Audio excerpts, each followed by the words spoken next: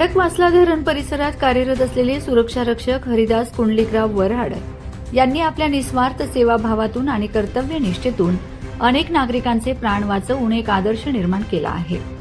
धरणाच्या खोल पाण्यात आत्महत्येच्या उद्देशाने उडी मारणाऱ्या महिला व पुरुषांना त्यांनी स्वतःच्या जीवाची पर्वा न करता वारंवार वाचवले आहे।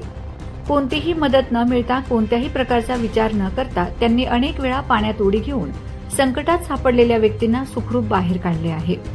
या धाडसी घटनांमध्ये अनेक वेळा एवढी धावपळ आणि तातडीची परिस्थिती निर्माण झाली की त्या क्षणांचे फोटो किंवा व्हिडिओ शूटिंग करणे शक्य झाले नाही।